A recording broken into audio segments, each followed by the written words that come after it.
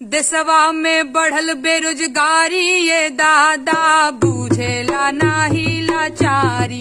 सत्ता के लोगवाया नाड़ी ये दादा बूझेला नाही लाचारी। नमस्कार दोस्तों, जैसा कि आप जानते हैं कि नेहा सिंह अपने दर्शकों के लिए या अपने व्यूअर्स के लिए या यूं कहे अपने चाहने वालों के लिए बहुत सारा गाना गाई है और गाती रहती है। तो वैसे ही ये जो गाना अभी सुने हैं वो हम पूरा सुनाएंगे आपको, लेकिन उससे पहले हम आपको बता दें नेहा सिंह अपने फैंस के लिए हर दिन कुछ ना कुछ एक्टिविटी करती रहती है। तो अभी जो है नेहा सिंह अपने फैंस के लिए ये गाना लेकर आई है जो कि बहुत ही अच्छा लग रहा है दर्शकों को।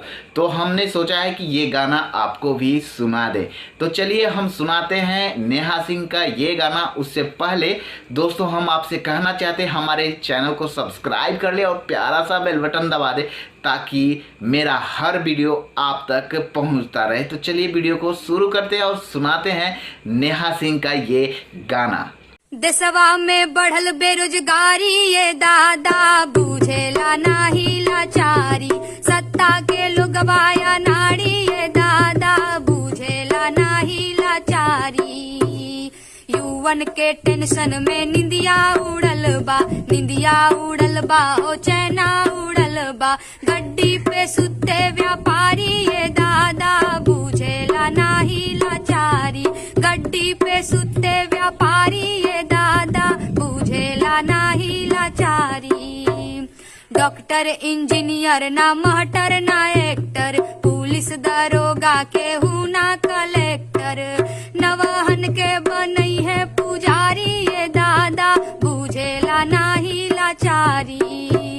देशवा में बढ़ल बेरोजगारी ये दादा बूझेला नाही लाचारी। लड़का लोगन के तैयारी करत करत कंपटीशन के साल 2 साल 3 साल बीत जाला। कैसे? 1 साल बीतल, दूसर साल बीतल, 3 साल बीतल, चौथका में घूसल, 5वां साल बाप देवे गारी ये दादा बूझेला नाही लाचारी। सत्ता के लोगवाया नारी ये दादा बूझेला नाही लाचारी। अरे किस्मत के छोट हमके कनिया नसीब ना, कनिया नसीब दुल्हनिया नसीब ना। ओके नौकरी चाही सरकारी ये दादा बूझेला नाही लाचारी। सत्ता के लोगवाया नारी ये दादा बूझेला नाही लाचारी। देशवा में बढ़ल बेरोजगारी ये दादा बूझेला नाही लाचारी।